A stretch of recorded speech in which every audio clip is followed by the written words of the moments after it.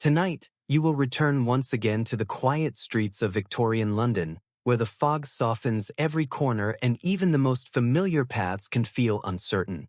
But before we begin, if you find comfort in these calm mysteries and slow, unfolding cases, consider subscribing to the channel. It helps more than you might think and ensures you don't miss the next story. This case did not begin with a disappearance, nor with a crime that demanded attention. It began with something far smaller, a turn, not a hidden passage, and not a place unknown to the city, but a simple corner between two ordinary streets. A turn that had existed for years, walked without thought, remembered without effort, and never once questioned by those who passed it. And yet, on certain nights, it felt correct in a way it should not have. Those who approached it did not hesitate. They did not stop, nor did they question their direction. The turn appeared familiar, as though it belonged to a path they had taken many times before. It carried the quiet certainty of recognition, even for those who had never walked it. That was what made it dangerous, because those who followed it did not realize they had changed their course. They continued forward with the same steady confidence, believing themselves to be on their usual way home, unaware that the street behind them no longer led where it should. Most would not notice. Not at first. The buildings remained consistent enough, the lamps burned as expected, and the rhythm of their steps did not immediately betray the error. It was only later, often much later, that something began to feel out of place. A distance that seemed longer than it should have been. A doorway that did not belong to memory. A silence where sound should have returned. And by the time that feeling settled into thought, the moment of the turn had already been lost. Those who experienced it rarely spoke of it, and those who did were met with the same quiet explanation. Fatigue, they were told. Habit. A simple mistake made at the end of a long day. But Edmund Blackwood did not believe in such mistakes, because what troubled him was not that men took the wrong turn. It was that they did so without ever doubting it. There are moments in a man's life so small that they pass without leaving any clear mark. A step taken without thought, a glance not fully held, a choice made so naturally that it feels less like a decision and more like continuation. Mr. Henry Wallace had never given much attention to such moments. His routine was fixed, shaped by repetition rather than reflection, and the path from his office to his home had long since become something he no longer considered. The streets were known to him, not in detail, but in movement. He walked them as one follows a habit, trusting that each turn would lead where it always had. On the evening in question, nothing suggested otherwise. The hour had settled into that quiet space between activity and rest, when the city begins to slow but has not yet grown still. The fog had started to gather, though lightly at first, drifting low along the pavement and softening the edges of the street without concealing it entirely. Henry left his office and began the walk home. His pace was steady, neither hurried nor slow, and his attention did not fix upon any particular detail. The lamps were lit, their glow warm against the cool air, and the sound of distant movement carried faintly through the streets. There was nothing within the scene that required his notice. He turned at the first corner without thought. The second followed as it always had, marked not by its appearance, but by its place within the sequence he had repeated so many times before. The movement was natural, guided by memory rather than observation. Then he approached the third. It was not a turn he had ever questioned. The corner stood between two streets of similar character, each lined with modest houses and lit by the same pattern of lamps. There was nothing within it to distinguish it from any other, and yet, as he neared it that evening, it carried a sense of quiet familiarity that felt more certain than usual. Not different, but clearer. Henry did not hesitate. His steps followed the turn with the same steady confidence as before, and for a moment, nothing seemed out of place. The street he entered held the same structure as the one he had intended, and the lamps burned with the same subdued glow. It was only after several steps that something began to shift, not in the street itself, but in the way it was understood. The distance between the lamps felt slightly altered, though not enough to be measured. A doorway appeared where he expected one, yet it seemed less defined, as though it belonged to memory rather than to sight. The rhythm of his steps remained steady, but the sound they made did not return with the same clarity. Henry continued walking. He did not stop to consider the change, because it did not present itself as something that required explanation. It existed at the edge of awareness, too small to demand attention, yet present enough to unsettle expectation. The street remained familiar, and yet not entirely. He passed a house that seemed known to him, though he could not recall it clearly. The window above its door held no light, and yet he found himself expecting it to be lit. The thought passed without resolution, and he moved on without attempting to correct it. The fog had thickened slightly. It did not obscure the street, but it softened its structure, reducing the sharpness of distance and blending the edges of the buildings into a continuous line. The lamps burned within it, though their light no longer extended as far as it should have. Henry did not question this. He had walked in fog before, and such conditions were not unusual. The mind, when presented with familiar surroundings, does not always demand precision. It accepts what it expects to see, even when the details no longer align perfectly. That was what guided him forward. He reached a point where the street should have begun to narrow, where the buildings would draw slightly closer and the path would shift in a way he had come to recognize. When that change did not occur, he slowed for a moment, though not enough to suggest concern. The hesitation passed. He continued. A second turn approached. This one he did not remember.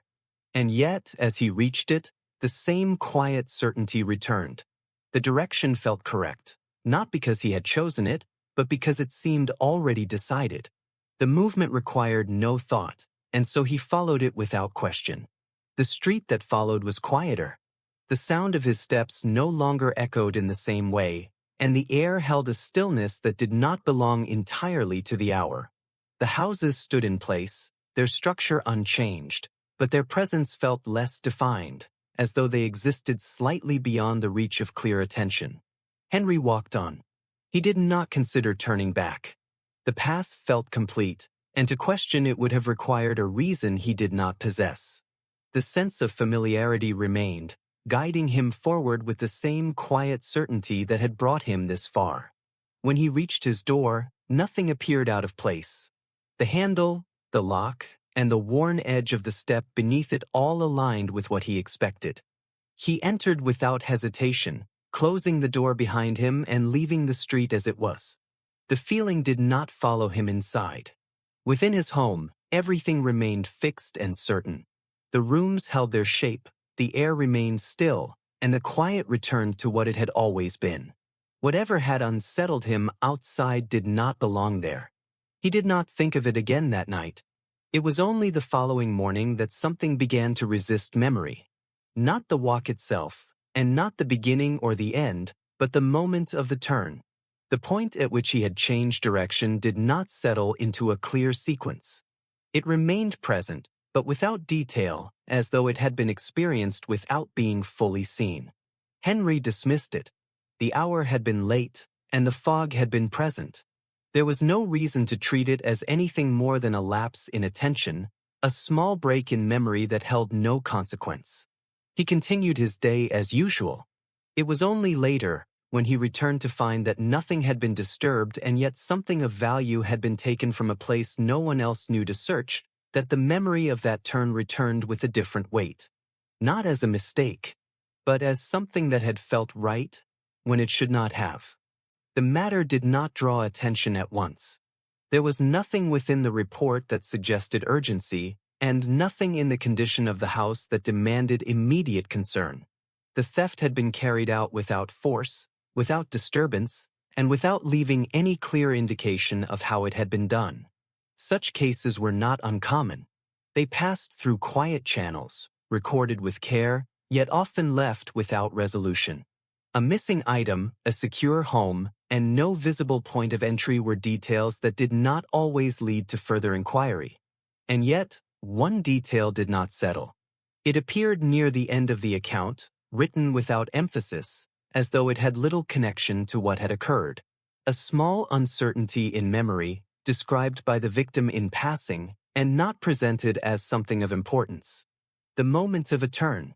Edmund Blackwood read it once, then again.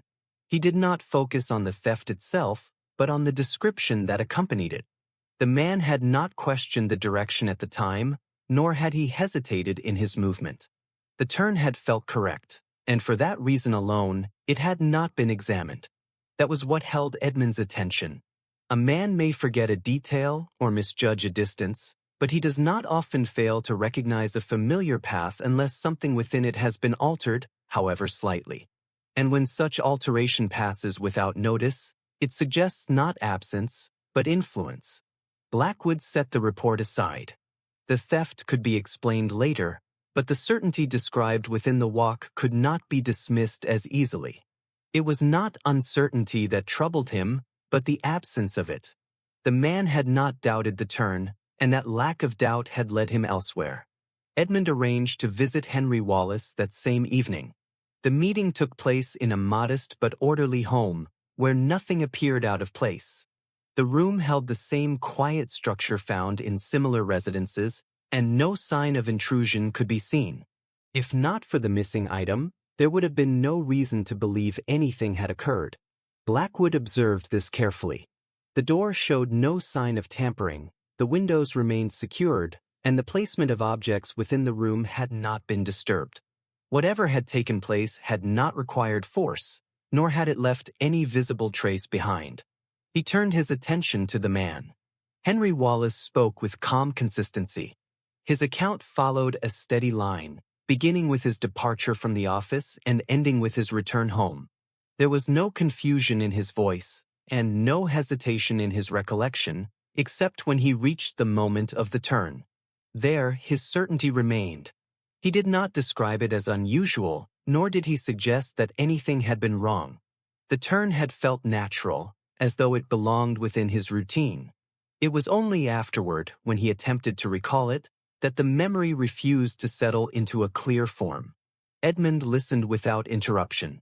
He did not press for details that could not be given. Instead, he allowed the account to remain as it was, observing the way in which the man described what he had not questioned at the time. That was where the meaning lay. When the account had ended, there was a brief pause. It was not uncomfortable, but it carried a quiet weight. The absence of explanation had left something unresolved, and though Henry did not express it openly, he seemed aware of it. Blackwood spoke then. He did not ask about the theft. He did not inquire about the missing item, nor did he return to the condition of the house. Instead, he asked about the turn and about the feeling that had accompanied it, whether it had felt chosen, or whether it had felt inevitable. Henry considered this. The distinction was not immediate, but after a moment, he answered. It had not felt like a decision, he said. There had been no pause, no consideration. The movement had followed naturally, as though it had already been made. Blackwood nodded. That answer was sufficient. It confirmed that the turn had not been examined because it had not required examination. It had been accepted as part of the expected path, even though it had led elsewhere. Edmund rose to leave. He had learned what he needed, not from what had been seen, but from what had not been questioned. The certainty described within the account did not belong to memory alone. It had been introduced, placed within the moment in a way that prevented doubt. Blackwood stepped out into the evening. The fog had begun to gather once more, settling along the street with the same quiet movement as before. The lamps burned steadily, and the houses stood unchanged in their familiar order. There was nothing to suggest that anything had been altered, and yet Edmund did not look at the street as others did. He did not consider only where it led. He considered where it might lead a man who no longer felt the need to choose. And somewhere within that quiet certainty, he knew the answer had already begun to take form. There are turns in a city that exist only as movement.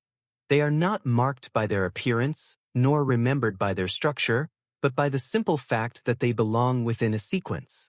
A man approaches them, follows them, and continues without pause, trusting that each one leads as it always has.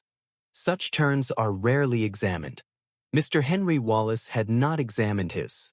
And yet, the more Edmund considered the account, the more it became clear that the turn itself had not been mistaken. It had not been chosen incorrectly, nor had it been confused with another. It had been accepted. That distinction mattered. Blackwood returned to the district the following evening, not to retrace the full path, but to locate the point at which the sequence had changed. The fog had begun to gather again, though lightly at first, and the lamps were lit with their usual steady glow. The street held no immediate difference. Edmund walked its length without haste, observing the placement of each corner and the relation between them. The first turn came as expected, followed by the second, each aligning with the structure described in Wallace's account. Then he approached the third. There was nothing unusual in its appearance.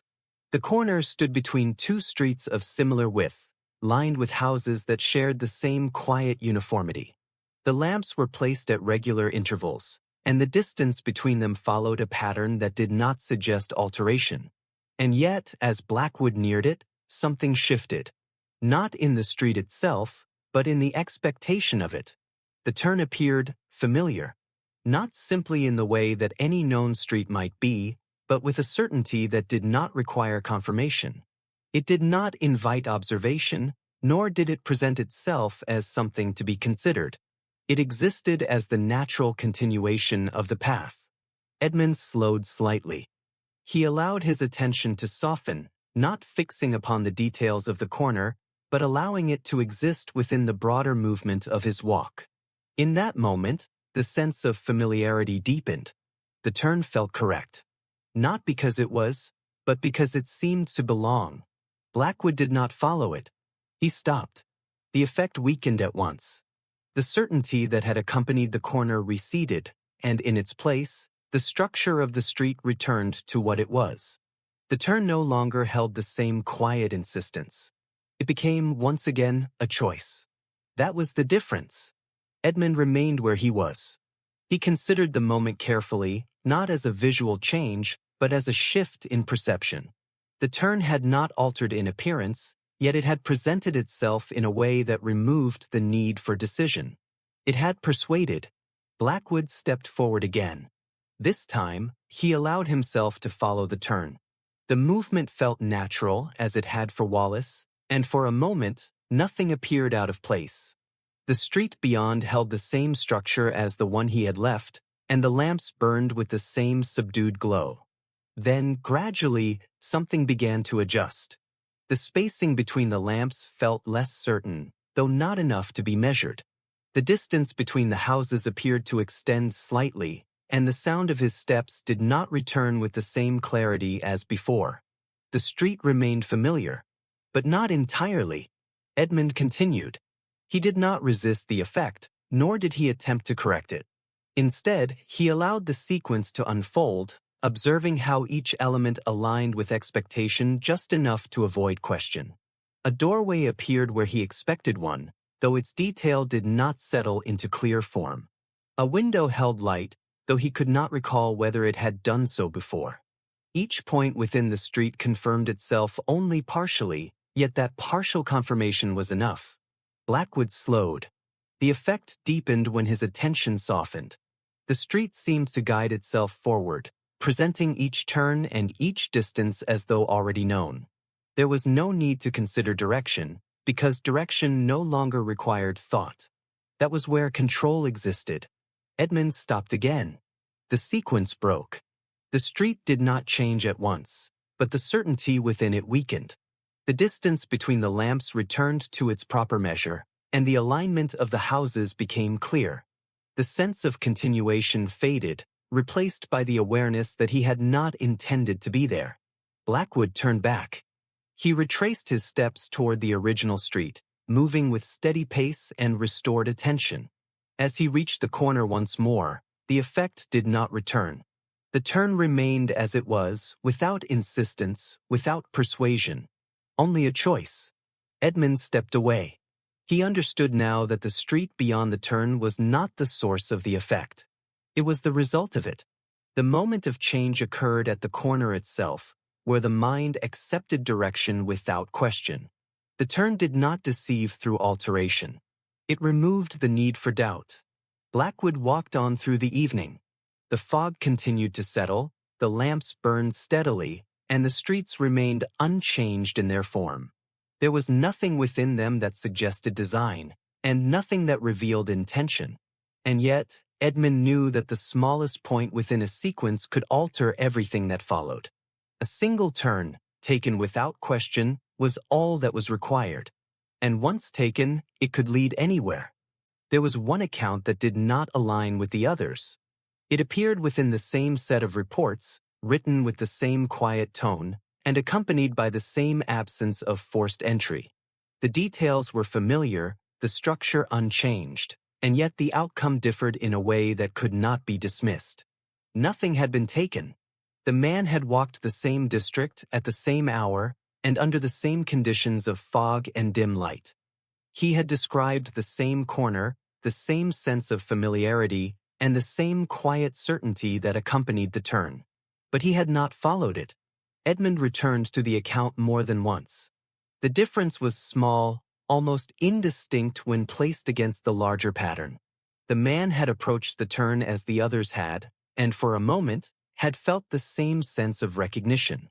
The direction had seemed correct, and the movement had begun. Then, without clear reason, he had stopped. That was all. There had been no sudden realization, no visible error, and no change in the appearance of the street. The pause had not been caused by anything external. It had occurred within the man himself, as a brief interruption in the sequence of his movement. He had then continued on his usual path. Nothing further had followed. Edmund arranged to meet him. The man's name was Charles Benton, and his manner was steady, without the uncertainty that had marked the others. He did not speak of the event as something troubling, nor did he assign it any importance beyond the moment itself. It had been, to him, a hesitation. Nothing more. Blackwood listened as the account was given. The structure followed the same pattern. The approach to the turn, the quiet sense that it belonged within the path, and the absence of any reason to question it. The description aligned with the others in every meaningful way, up to the point where the movement had been interrupted. Edmund did not ask why he had stopped. Instead, he asked what he had felt in that moment. Benton considered this carefully.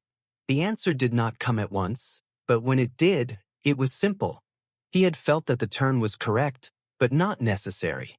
The distinction had been small, yet it had been enough to create pause. Blackwood noted this. The others had not described such a distinction.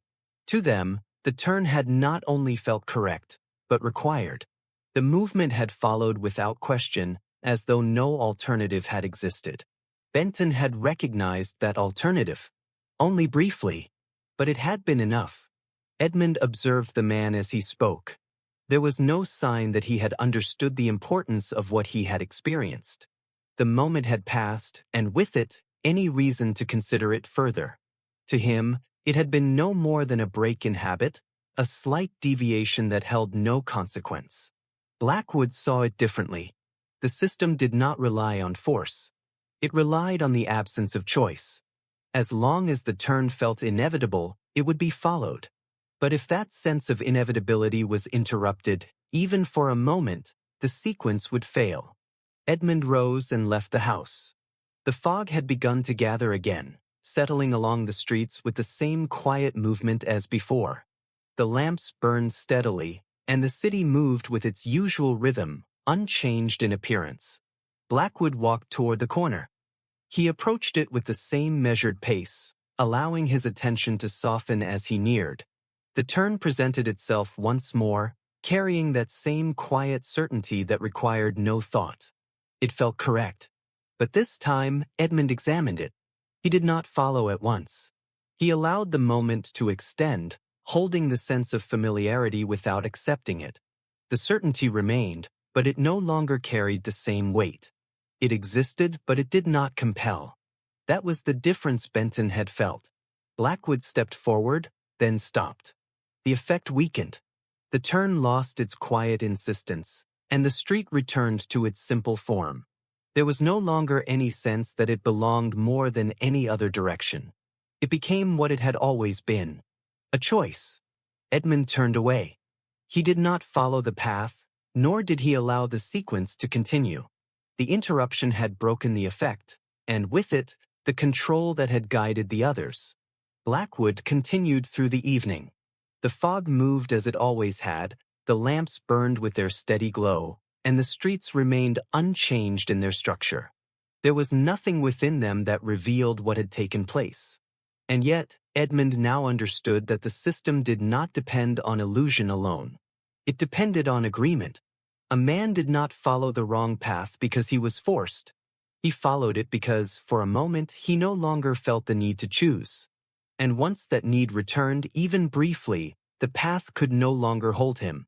The corner itself was ordinary in daylight. It sat between two streets of similar width, lined with the same brick houses, and it carried no mark of importance.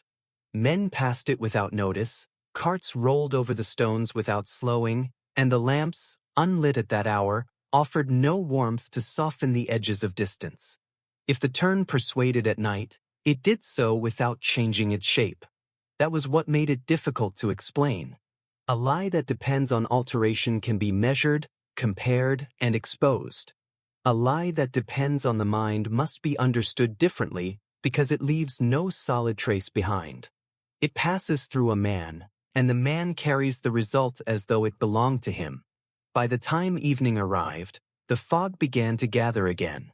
It did not fall like a curtain, but moved in slow layers along the pavement, collecting where the air held it and thinning where it could not. The lamps were lit one by one, their glow warm and steady, and the street took on that familiar London softness, where edges blur and distance seems less certain than it should. It was then that the corner began to feel like more than stone and brick. A man approached it from the left, walking with the quiet confidence of routine. He did not look up at the houses, nor down at the stones, and his attention remained unfocused in the way that makes a path feel inevitable. He reached the corner, slowed only slightly, and then turned with the ease of someone continuing a thought already formed. Edmund watched from a distance. He did not follow the man into the darker street beyond, because he no longer needed to see the full consequence to recognize the beginning. The turn itself was the moment that mattered, because it was there that choice vanished without the man noticing it had gone. Another passerby approached a few minutes later. This one hesitated for a moment, not long enough to seem suspicious, but long enough to break the smooth sequence of his walk. He looked at the corner as though measuring it against memory, and in that brief pause, the persuasion weakened. He continued forward on his original path, and the corner did not claim him. That difference was not random. It belonged to attention. Blackwood moved closer, keeping to the edge where the fog was thinner and the lamps cast clearer light. From there he could observe without becoming part of the same softened uncertainty. He studied the corner as a whole, not searching for secret doors or hidden passages, but for the way the street was presented to the mind. The lamps mattered more than the buildings. Their light shaped the space, creating a gentle emphasis on one direction and reducing the clarity of another. It was subtle, not dramatic, and that subtlety was the point. The wrong street did not appear wrong, because it was not sharply defined at the moment of turning. It was softened, made familiar, and placed where the mind expected continuation. Edmund shifted his position. He crossed the street, then returned, then approached the corner from a slightly different angle. Each time, he noted the same small effect. When he allowed his attention to drift, the corner felt more natural than it should. When he examined it, the feeling faded, and the turn became what it always had been. A choice between two streets. This suggested preparation, not illusion. The corner did not persuade by itself, and fog did not arrange itself so conveniently without encouragement. The most effective deceptions are not built from a single trick, but from many small influences that carry a man toward a conclusion without forcing him to see how he arrived there. Edmund Blackwood waited for a moment when the street was quiet. Then he stepped toward the corner and did something simple, though it required a kind of patience most men do not possess. He stood still and watched the light, not merely its brightness, but its reach and its shape. The lamp nearest the corner cast a warm pool that spilled more generously toward the wrong street than toward the correct one, as if the night itself had been arranged to invite a man's foot in that direction. He followed the line of that light. It touched the stones in a certain way, and the stones themselves were not uniform. Some held a faint sheen, not enough to be noticed by a hurried man, but enough to catch the lamp's glow and extend it. The sheen was not new.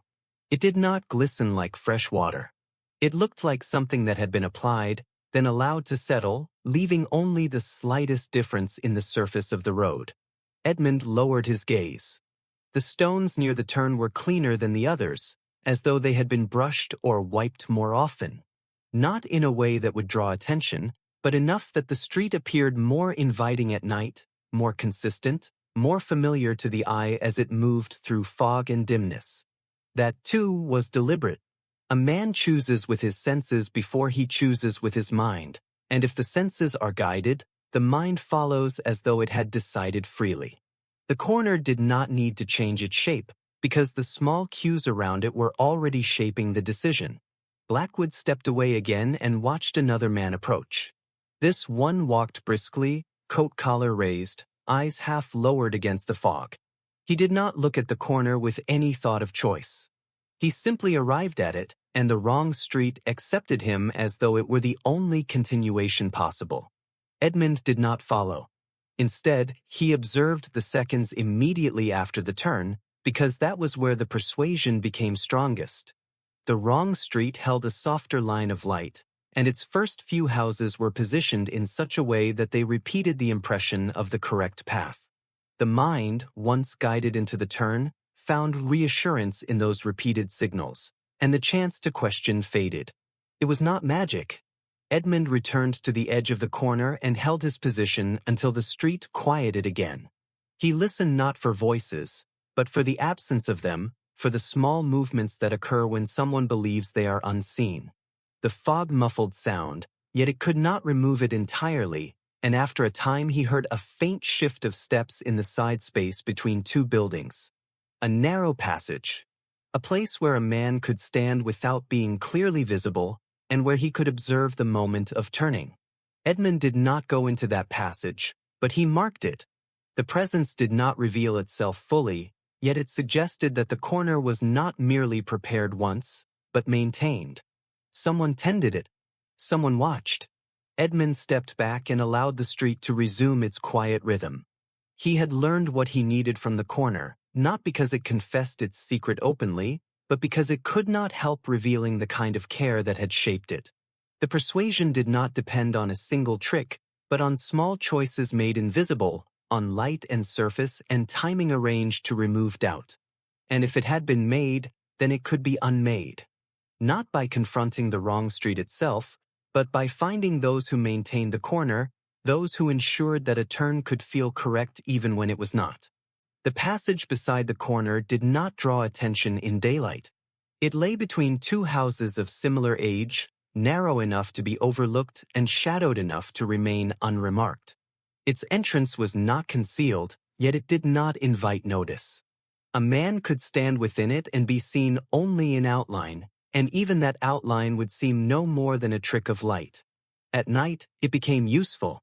The fog moved through it differently than it did along the open street, settling deeper and holding longer, as though the air itself preferred to remain still within its narrow walls.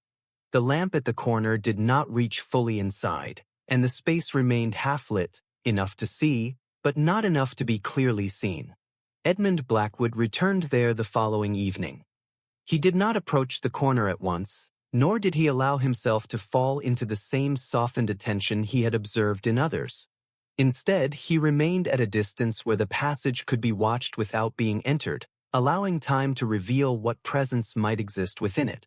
The street moved as it had before. Men passed, some turning, some continuing, and the quiet persuasion of the corner held its influence with the same subtle consistency. The lamps burned steadily, the fog softened the edges of distance, and the small differences in light and surface guided movement without resistance. Nothing within that movement revealed the man in the passage. But Edmund knew he was there. It was not sight that confirmed it, but absence. A space that should have shifted with passing light remained fixed. A shadow that should have altered with movement held its place slightly longer than it should. The presence did not declare itself, yet it did not fully conceal itself either. Blackwood moved closer. He did so slowly, adjusting his position in small increments, never approaching in a direct line. Each step brought the passage into clearer view, though not enough to expose it entirely. The figure within remained indistinct, held within the same uncertainty he had helped create. Edmund did not attempt to enter. Instead, he watched the corner and the passage together, observing how one responded to the other. When a man approached the turn, the figure within the passage shifted slightly, not enough to be seen clearly, but enough to alter the balance of light near the corner. That shift mattered. The lamp's glow did not change in brightness, but its reach appeared to extend differently. The wrong street gained a fraction more clarity, while the correct path softened at its edge. The difference was slight, but within the fog, slight differences carried weight. Another man approached. This time, Edmund held his attention on the passage rather than the corner. The figure within moved again, a small adjustment of position, timed precisely with the approach. The movement did not draw attention to itself, yet it aligned with the moment in which the turn would be taken. The man turned. He did so without hesitation, as though no other direction had existed. Blackwood considered the sequence. The corner had been prepared, but the passage maintained it. The man within did not force the decision, nor did he create the effect alone. He adjusted it, ensuring that the conditions remained consistent enough to guide those who did not look closely. Edmund stepped back. He allowed distance to return between himself and the passage, restoring the broader view of the street. The system, as he now understood it, relied on both structure and presence. The stones, the light, and the fog created the foundation, but the figure within the passage sustained it. Without him, the effect would weaken. Blackwood waited. Time passed, and the movement of the street continued with its quiet rhythm. Then, after a longer interval, the figure stepped out. He did so without urgency. The man appeared ordinary, dressed in a manner that did not distinguish him from any other passerby.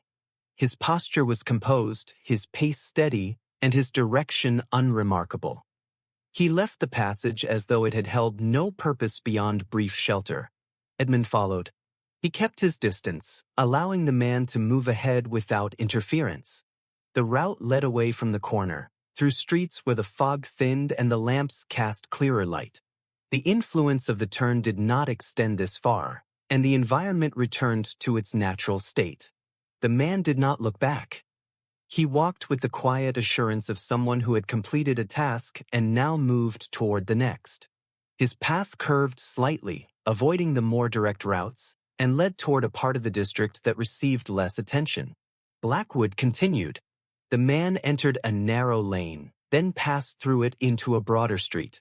There, he slowed briefly as though confirming his direction, and then continued toward a building that stood among others of similar form. He entered without hesitation. Edmund stopped. He did not approach the building at once. The connection was clear enough. The man who had maintained the corner had returned to a place that likely held others like him, and perhaps more than that. The system extended beyond the street. Blackwood turned away. He had followed the movement from the corner to its source, and what he had seen confirmed what he had begun to suspect. The turn did not exist as a single point of deception, but as part of a larger structure, maintained by those who understood how to guide attention without revealing themselves. Edmund Blackwood walked back through the fog. The corner remained behind him, unchanged in appearance, and the passage returned to stillness, waiting for the next moment in which it would be used. The street held its quiet rhythm, and those who passed through it did so without question. But now, Edmund knew that the persuasion did not begin at the turn. It began with those who stood just out of sight, shaping what a man believed he had chosen. The building did not stand apart from the others. It held the same height, the same arrangement of windows, and the same quiet presence as those beside it. Its door was plain, its exterior undisturbed, and nothing in its appearance suggested that it carried any greater importance than the rest of the street. That was what made it suitable. Edmund did not approach it immediately after following the man from the passage. He understood that what he had seen was part of a sequence, and that to interrupt that sequence too quickly would reveal his interest before he had fully understood its extent. He returned the following evening. The fog gathered as it had before, though it lay thinner along the broader streets and deeper within the narrower ones. The lamps burned steadily, casting their warm glow against the cool air, and the city settled into that quiet rhythm that allowed small movements to pass unnoticed. Blackwood positioned himself at a distance. From there, the building could be observed without drawing attention, and the street that connected it to the corner remained within view. The path between them, though not direct, carried a pattern that Edmund had begun to recognize. He waited. After some time, the door opened. A man stepped out with the same composed movement Edmund had seen before. His posture was steady, his pace unhurried, and his direction aligned with the route that led back toward the corner. He did not look around, nor did he hesitate, as though his presence within the street required no concealment beyond what already existed. Edmund followed. He maintained distance, allowing the man to move through the streets without interruption. The path curved through narrower passages and avoided the broader lines of travel, keeping to areas where attention was less likely to fall. The route was deliberate. It did not lead in the most direct way, but in the most quiet one. Blackwood noted each turn. The movement was not random, and it did not vary. It followed a pattern that had likely been repeated many times, refined through use and maintained with care. Each part of the route served to connect the building to the corner without exposing the connection to open view. They reached the passage. The man entered without pause. Edmund remained outside. He did not follow into the narrow space, but observed from the edge, allowing the passage to conceal what it needed to conceal while revealing what it could not hide. The presence within it shifted once more, aligning with the timing of the street beyond. Another figure appeared. This one approached from the opposite direction, moving toward the building rather than away from it. His pace was steady, though his attention seemed less certain, as though he had only recently left the influence of the corner. He passed Blackwood without notice. The man entered the building. The door closed behind him with quiet finality. Edmund considered the exchange. One man had taken position at the corner, maintaining the conditions that guided the turn. Another had returned, likely after observing or completing some part of the sequence that followed the turn itself. The movement between the building and the corner formed a continuous loop, each part dependent on the other. The structure was not hidden. It was distributed. Blackwood shifted his attention back to the building. The door remained closed, and no further movement followed immediately. The windows were covered, though faint light could be seen behind one of them, steady and unmoving. The presence within was not concealed entirely, but it did not present itself openly. Edmund moved closer. He did so carefully, not approaching the entrance directly, but circling toward the side where a narrow passage offered a different view. The ground there showed the same subtle signs of repeated use he had seen near the corner, though less pronounced. The building was active, but its activity was controlled. Blackwood paused near a window. The covering within it allowed only a suggestion of movement to pass through. Shadows shifted, though not clearly enough to define shape or number. The sound that reached him was faint, carried through the wall in fragments that suggested conversation without revealing its content. The coordination he had observed outside began here. Edmund withdrew. He returned to the broader street, restoring distance between himself and the building. The connection was now clear. The men who maintained the corner did not act alone, and the conditions that guided the turn were not left to chance. They were directed. Blackwood watched as another man emerged. This one moved with greater caution, pausing briefly at the threshold before stepping into the street. His attention shifted more than the others had, as though he sensed that something within the pattern had changed, even if he could not define it. He took the same route, toward the passage and then toward the corner. Edmund did not follow this time. He had seen enough of the movement to understand its purpose. The building did not merely support the system. It coordinated it, ensuring that each part aligned with the next, and that the persuasion of the turn remained consistent. Without it, the sequence would falter. Blackwood turned away. The fog continued to gather along the streets, the lamps burned with their steady glow, and the corner remained as it had always appeared, unchanged to those who approached it without thought. But now, Edmund knew that the turn was not a moment of chance. It was a moment that had been prepared, maintained, and directed from a place just beyond where anyone thought to look. The turn did not act on its own. It depended on preparation, on timing, and on the quiet alignment of several small conditions that, taken together, removed the need for doubt. Edmund had seen enough to understand that the corner was only the visible point within a larger arrangement, and that arrangement required constant attention. What remained was to see how it functioned when observed more closely. The following evening, the fog settled earlier than before. It spread along the streets in a slow and uneven layer, gathering more heavily where the buildings stood closer together and thinning where the air could move more freely. The lamps were lit in sequence, their glow steady, though not entirely uniform, and the city began to soften into that familiar state where distance became less certain. Blackwood did not approach the building first. He returned to the corner, taking position at a distance that allowed him to observe both the turn and the passage without becoming part of the effect. From there, he could watch how the sequence began and how it was sustained. A man approached. His pace was steady, his attention unfocused, and his movement carried the same quiet certainty that Edmund had come to recognize. He reached the corner and turned without hesitation, his direction shifting as though no other path had existed. The persuasion held. But this time, Edmund watched more carefully. He did not look only at the man, but at the moment that preceded the turn. The lamp near the corner cast its light in a slightly altered pattern, extending further toward the wrong street while leaving the correct path less defined. The stones beneath that light held a faint sheen, enough to reflect the glow and guide the eye forward. At the same time, the passage shifted. The figure within it adjusted position, not enough to be seen clearly, but enough to influence the balance of light and shadow. The movement was small, timed precisely with the approach, and it completed the effect begun by the environment. The turn required coordination. Another man approached soon after. This one slowed slightly as he neared the corner, his attention brushing against the moment of choice without fully engaging it.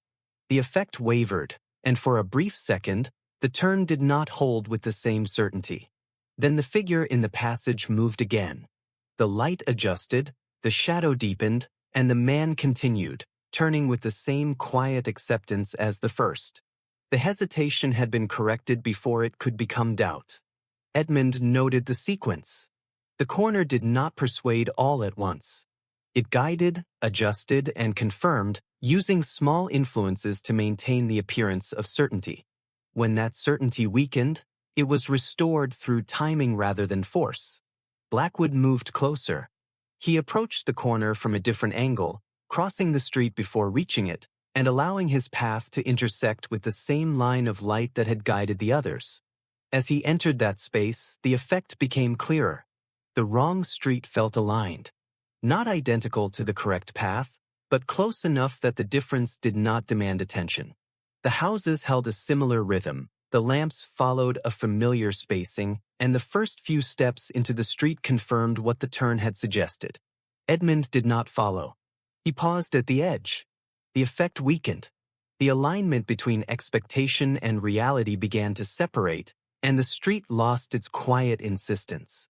The wrong path no longer felt inevitable, and the choice returned to its proper place. That was what the system required. Not illusion alone, but continuation. Blackwood stepped back. He allowed the sequence to reset, observing how the corner returned to its prepared state once the moment had passed. The light remained, the stones held their faint sheen, and the passage returned to stillness, waiting for the next approach. The system did not create a single deception. It created a moment. A moment in which the mind accepted direction without question, and once that moment had passed, the rest followed naturally. The street beyond the turn did not need to persuade, because the decision had already been made. Edmund turned his attention to the building. The coordination he had observed could not exist without direction. The timing, the adjustment, and the placement of those within the system required oversight, and that oversight did not belong to the corner itself. It began elsewhere. Blackwood stepped away from the street. The fog continued to move, the lamps held their glow, and the corner remained unchanged to those who approached it without thought. Men turned as they had before, guided by a certainty that did not belong to them, and the city continued without noticing the small shift that had taken place within it. But Edmund now understood what the turn required, and anything that requires coordination can be interrupted. The connection between the corner and the building did not lie in sight. It lay in movement. Edmund had seen the turn, and he had seen the men who maintained it, but the true structure of the system existed between those 2 points. The path that carried them back and forth held the rhythm that allowed everything else to align. That path could not remain hidden. It had to be used. The following evening, the fog settled in a familiar pattern, gathering more densely along the narrower streets and leaving the broader roads clearer. The lamps burned steadily, and the city moved with its usual quiet pace, though Edmund now saw within it a structure that had not been visible before. He took position along the route, not at the corner and not at the building, but between them, where the sequence revealed itself most clearly. From there, he could observe the flow without becoming part of it, and the movement, once seen in isolation, now appeared as a continuous line. He waited. After some time, a man emerged from the building. His pace was steady, and his direction was certain. He did not hesitate at the threshold, nor did he pause to consider his path. He moved as one who had repeated the same route many times, trusting that each turn would lead where it needed to. Edmund followed. He kept his distance, allowing the man to move without awareness of being observed. The route curved through narrower streets, avoiding the open lines where attention might fall. Each turn aligned with the next, not in appearance, but in purpose. The movement was controlled. Blackwood noted the timing. The man did not walk too quickly, nor too slowly. His pace matched the interval Edmund had seen at the corner, arriving at the moment when the sequence required him. The system depended on this alignment, and without it, the effect would lose its consistency. They reached the passage. The man entered without pause. Edmund remained outside. He watched as the figure within the passage shifted slightly, acknowledging the arrival without revealing it openly. The coordination between them required no words and no visible signal. It existed within timing alone. Moments later, the man moved toward the corner. Another passerby approached at the same time.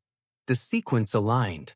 The man in the passage adjusted position, the light shifted, and the passerby turned without hesitation. The system had completed its function, and the man who had carried it forward remained within it, holding his place as part of the structure. Edmund stepped back. He turned and followed the path in reverse. The route from the corner to the building revealed a different rhythm. It did not carry urgency, but it carried completion. A second man left the corner some time later, his movement steady, though his attention appeared less certain, as though he had only recently stepped beyond the influence of the turn. Blackwood followed him. The path did not vary. It passed through the same streets, the same narrow turns, and the same controlled sequence that had guided the first man. The repetition was exact enough to confirm that the route had been chosen carefully, refined through use, and maintained without deviation. They reached the building. The man entered. The door closed behind him without sound. Edmund remained where he was. He considered the movement. The system did not depend on a single point, but on the continuity between them. The corner persuaded, the passage maintained, and the building directed. The path between these points carried the sequence, ensuring that each part aligned with the next. Without the path, the system could not function. Blackwood observed the timing once more. Another man would emerge, and another would return. The pattern would continue, sustained through repetition and concealed through its own simplicity. It did not draw attention because it did not appear unusual. It existed within the natural movement of the city. That was its strength. Edmund turned away. He had seen the structure in full. The corner, the passage, the path, and the building were not separate elements, but parts of a single design. Each depended on the others, and each contributed to a result that appeared to occur without cause. But now, the cause was clear. Blackwood walked back through the fog. The street remained as it had been, guiding those who approached it without thought, and releasing them without memory of what had been altered. The lamps burned steadily, and the city moved with its quiet rhythm, unchanged in appearance. And yet, within that rhythm, the path carried something unseen. Not a force and not a visible change, but a sequence that turned a simple corner into a decision that was never truly made. A system built on certainty does not resist force. It fails at the moment doubt returns. Edmund had observed the corner, the passage, and the path that carried the sequence between them.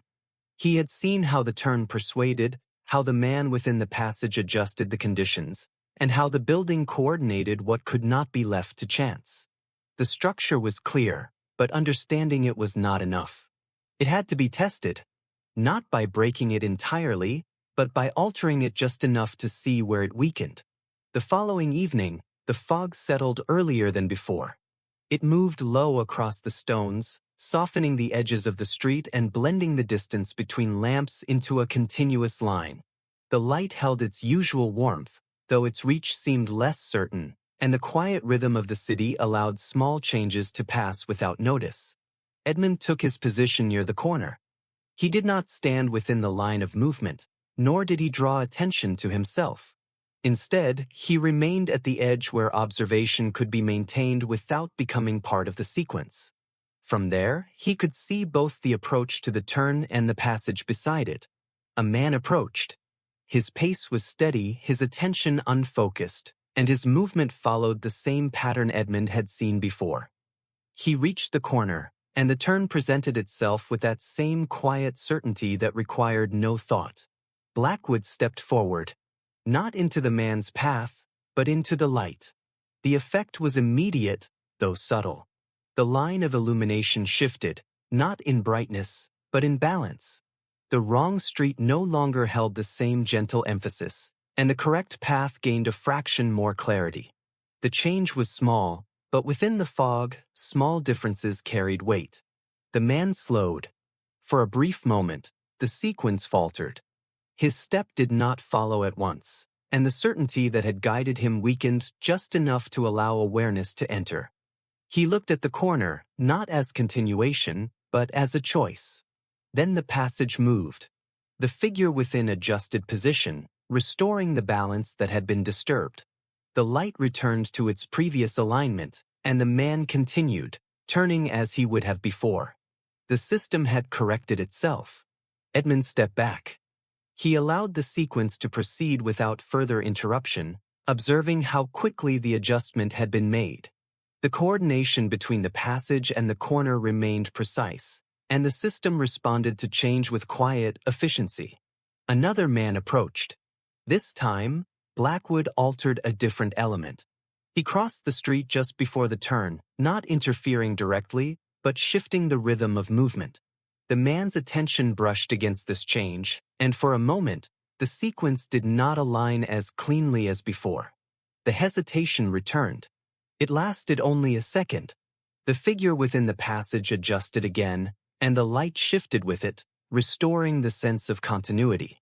The man turned, though not with the same immediate certainty as the others. The delay had been small, but it had existed. Edmund noted it. The system could be disturbed. Not broken at once, but strained. Blackwood remained in position as the evening continued. He introduced no further changes, allowing the system to return to its natural state. The corner persuaded, the passage maintained, and the path carried the sequence between them. The building beyond continued to direct what could not be left to chance. But now, Edmund understood something more. The system depended on timing. Each part aligned with the others through careful coordination, and when that alignment was disturbed, even slightly, the effect weakened. The turn did not fail entirely, but it lost the quiet perfection that made it invisible. That was where interruption could take hold. Blackwood moved closer to the passage.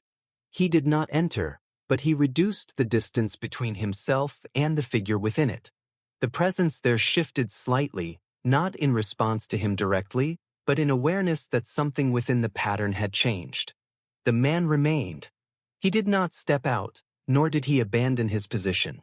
The system continued, though with a faint tension that had not been present before. Edmund stepped away. He returned to the broader street, restoring the distance that allowed the sequence to settle once more. The fog moved as it always had, the lamps burned steadily, and the corner resumed its quiet persuasion. To those who passed through it, nothing had changed. They turned as before, guided by the same certainty, and continued without question. The interruption had not been enough to reveal the system, but it had been enough to expose its limits. Blackwood walked on. He considered what he had seen not as a series of observations, but as a structure that could be influenced. The system did not rely on strength, but on consistency. It required each part to align with the next, and when that alignment faltered, even briefly, the effect weakened. That weakness could be expanded, not by confronting the corner directly, but by introducing uncertainty into the sequence. If the timing could be disrupted, if the coordination between the passage and the turn could be strained, the system would lose its precision. And without precision, it could not remain unnoticed. Edmund Blackwood turned back once more. The corner stood as it had before, unchanged in appearance, and the passage remained still, holding its quiet presence within the fog.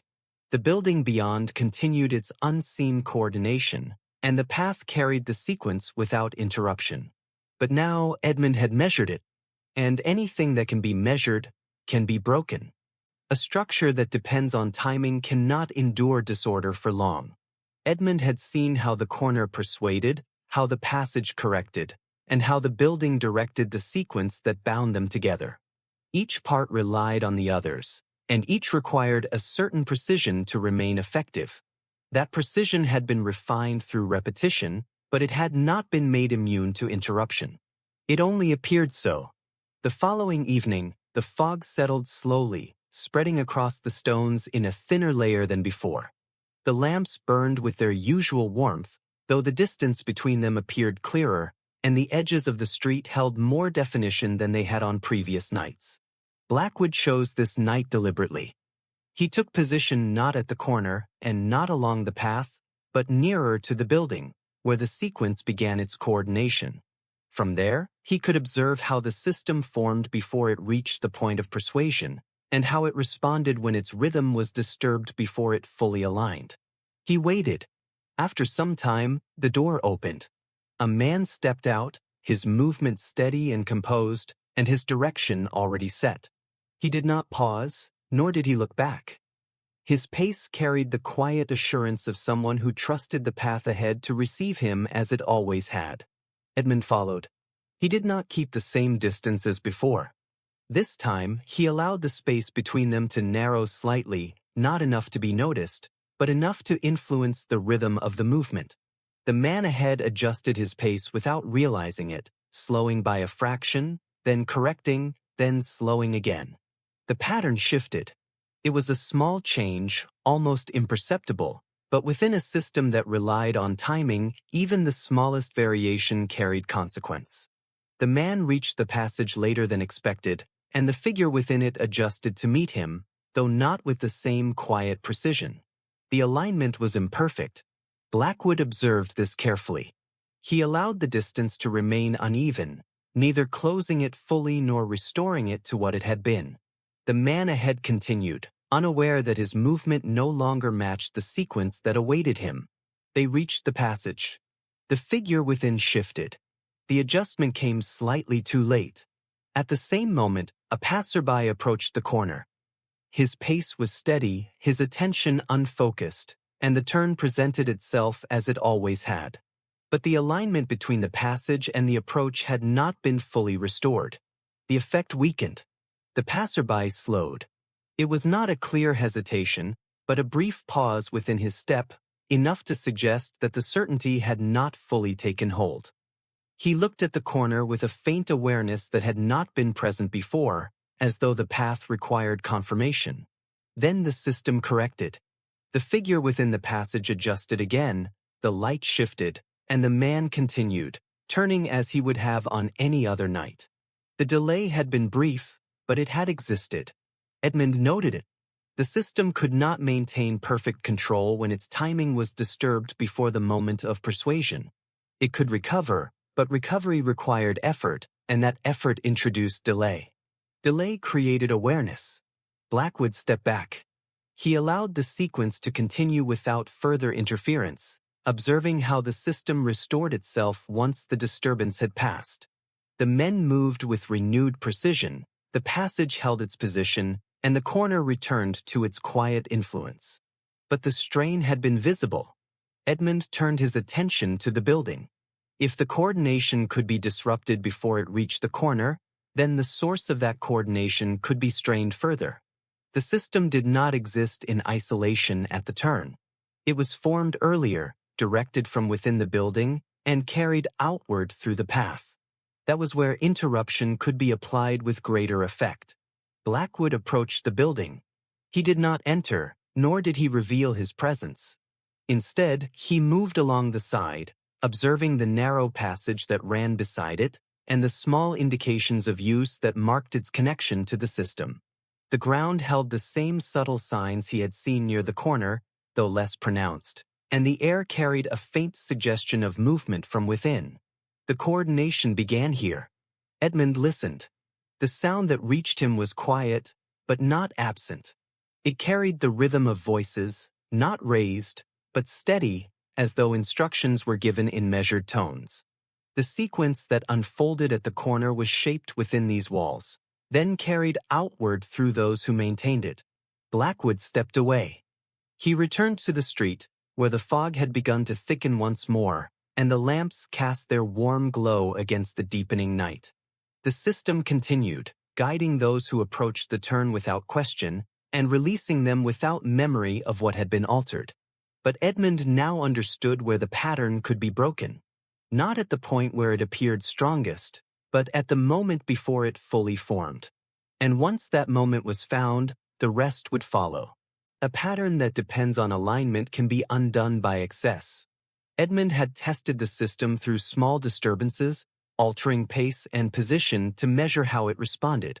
Each time, the sequence had faltered, then recovered, restoring its quiet precision before the change could be noticed. That recovery had revealed its strength, but also its limit. It could correct a single disruption.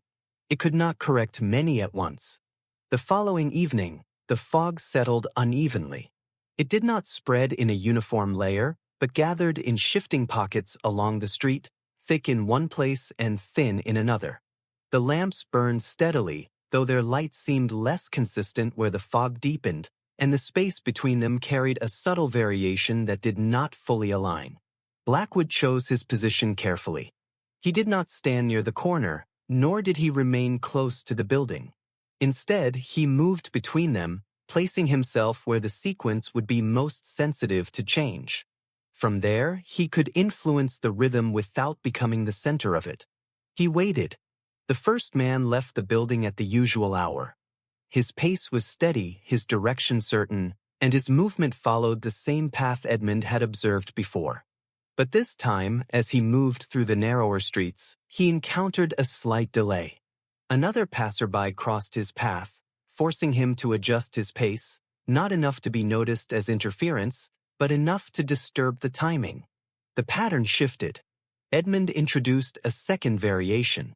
He moved across the street ahead of the man, not blocking his path, but altering the rhythm once more. The man adjusted again, his movement no longer aligned with the sequence that awaited him at the corner. By the time he reached the passage, the timing was no longer precise. The figure within adjusted, but the adjustment came with uncertainty. The coordination, once exact, now required correction, and correction required time. At that same moment, another man approached the corner. The alignment failed.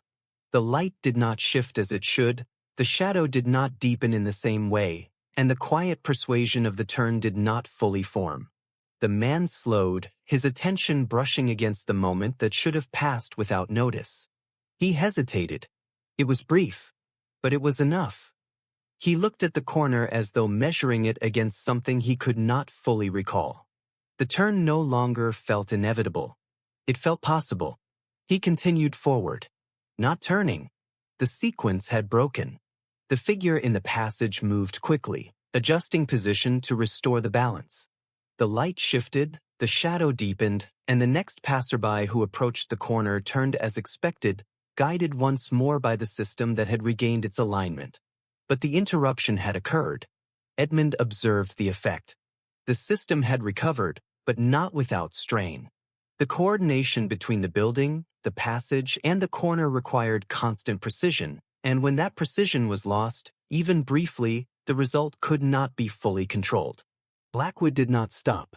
He introduced a third variation. A second man left the building, his movement following the same path as the first. Edmund allowed him to proceed without interference at first, then altered the rhythm again, crossing the street at a different point, forcing a small adjustment that carried forward into the sequence. At the same time, another passerby approached the corner. The system attempted to align. The figure within the passage moved, the light shifted, but the timing was not exact. The effect formed only partially, and the passerby slowed more noticeably this time, his attention no longer fully guided by the quiet certainty that had defined the turn. He paused. Then he chose. The wrong street did not claim him. Edmund stepped back. The pattern began to recover once more. The men within the system adjusted their positions, restoring the timing, correcting the sequence, and returning the corner to its previous state. The next passerby turned without hesitation, and the illusion of continuity returned. But it was no longer complete. Blackwood had seen where it failed. The system could not sustain multiple disruptions at once. It depended on the alignment of each part, and when that alignment was disturbed beyond a certain point, the effect weakened enough for choice to return. That was the opening. Edmund turned toward the building. The coordination that directed the system had been forced to adjust repeatedly, and each adjustment carried the weight of strain. The men within could not maintain perfect control under such conditions, and that loss of control revealed the structure more clearly than observation alone. Blackwood moved through the fog. The corner remained behind him, the passage returned to its quiet presence, and the street resumed its familiar rhythm. To those who walked it, nothing had changed. The turn still persuaded, the path still carried, and the system still held. But Edmund knew that its precision had limits. And once those limits were reached, the pattern could not hold. Not for long. A structure may appear stable long after it has begun to weaken. The events of the previous evening had not destroyed the system, yet they had forced it to adjust more often than it had been designed to. Each correction required attention, and each moment of strain reduced the quiet precision that had once allowed it to pass unnoticed. By the next night, the change could not be seen directly, but it could be felt in the rhythm of the street. The fog returned as it always did, settling along the pavement and softening the edges of distance, though its movement seemed less consistent than before. The lamps burned steadily, yet their alignment no longer carried the same quiet balance. There was nothing within the scene that suggested disorder, and yet something within it no longer held with the same certainty. Edmund moved through the district without drawing attention. He did not approach the corner at once, nor did he follow the path directly to the building. Instead, he allowed himself to pass through the surrounding streets, observing how the system extended beyond its central points and how its influence began to thin where coordination weakened. The difference was subtle. A man approached the corner with the same steady pace as those before him, and for a moment, the turn presented itself with its usual familiarity. The light guided his attention, the structure of the street aligned with expectation, and the movement seemed prepared to continue without question. Yet the certainty did not settle as quickly. The man slowed slightly, not enough to suggest hesitation, but enough to indicate that the sequence had not formed with complete precision. The passage adjusted, and the effect returned, though not with the same seamless continuity. The turn was taken, but the moment had required correction. Edmund noted this carefully. The system still functioned, but it no longer did so effortlessly. Each adjustment left a trace, not in appearance, but in timing, and that trace accumulated across the sequence. Blackwood shifted his attention toward the building. The coordination that sustained the system depended on the men within it, and those men had been required to respond repeatedly to disturbances they had not anticipated. Their movements, though still controlled, now carried a slight variation that had not been present before. A man left the building and began the route toward the corner. His pace was steady, yet it did not hold perfectly. There was a faint irregularity in his movement, not enough to be seen as error, but enough to suggest that his timing was no longer fully aligned with what awaited him. Edmund followed at a measured distance. The path carried them through the same narrow streets, past the same points of transition, and toward the passage that maintained the corner. The structure remained intact, but the rhythm within it had shifted, and that shift could not be concealed entirely. When the man entered the passage, the figure within adjusted. The movement came a fraction too early, then corrected itself, and that correction introduced a momentary imbalance in the light at the corner. Another passerby approached at the same time, and though the system responded, it did so with a slight delay that allowed awareness to brush against the moment of turning. The man continued, but the sequence had required effort. Blackwood stepped back. He did not interfere further, because interference was no longer necessary. The system was beginning to reveal itself through its own strain, and each attempt to maintain control made that strain more visible to anyone who knew where to look. Edmund turned away from the corner. He moved once more toward the building, not to observe its exterior, but to consider what must now be taking place within it. The coordination that had once been effortless now required attention, and that attention would be divided among those who maintained the system. Division reduced precision. Blackwood paused at a distance.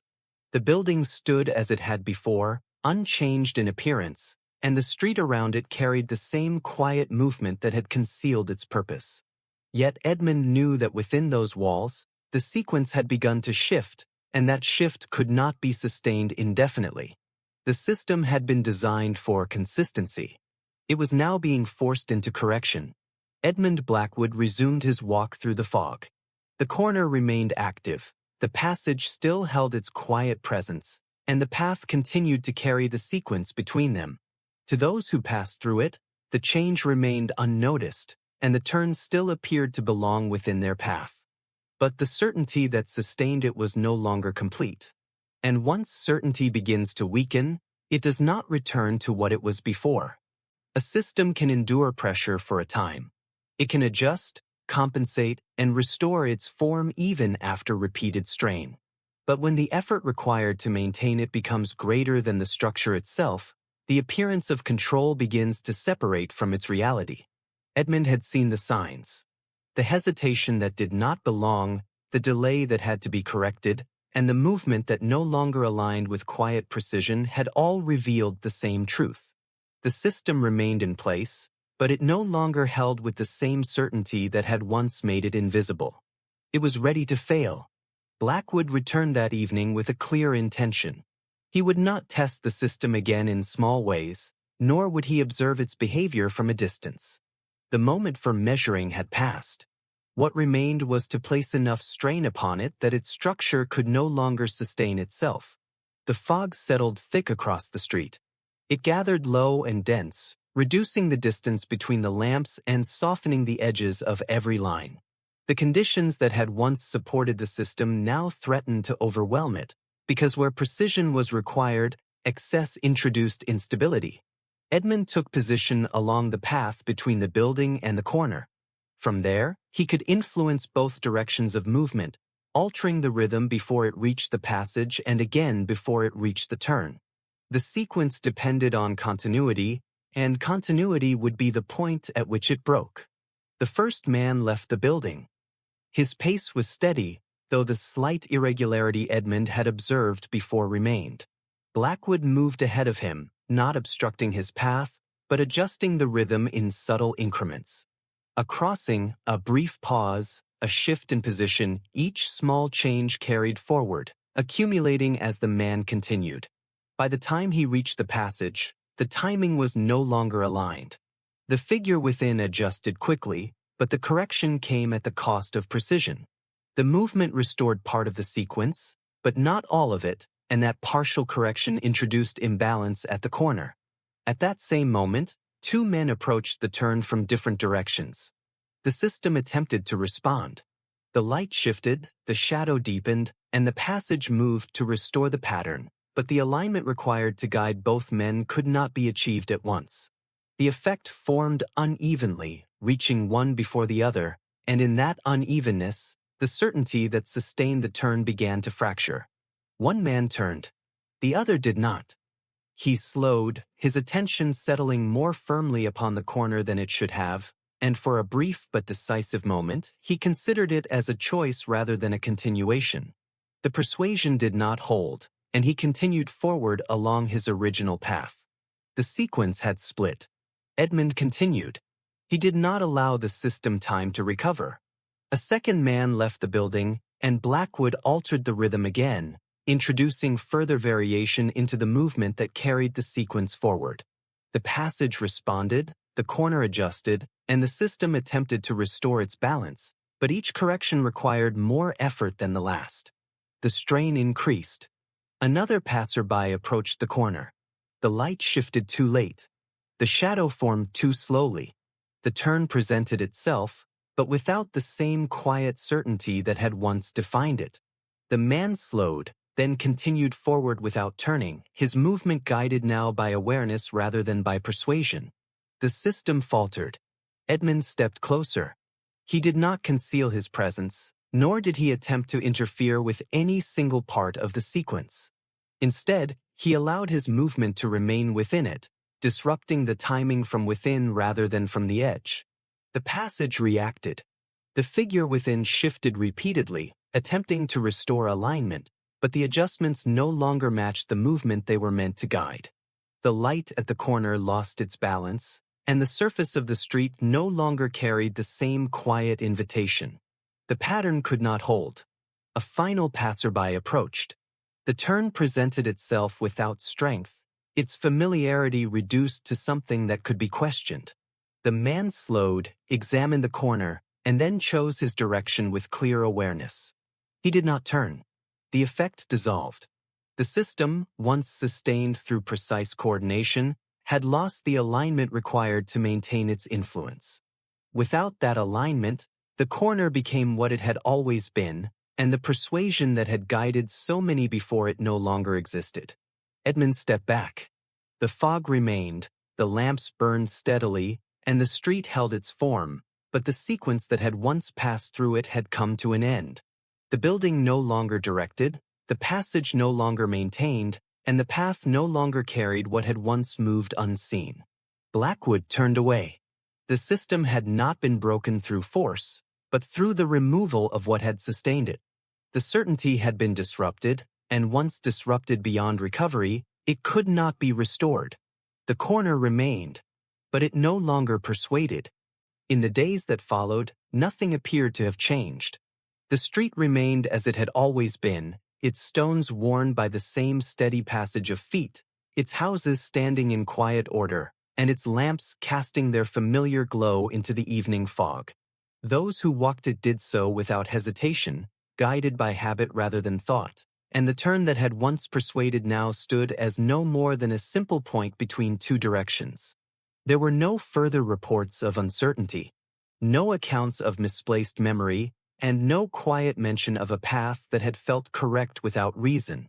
The men who passed through the district no longer found themselves guided by anything beyond their own intention, and the pattern that had once existed within their movement left no visible trace behind.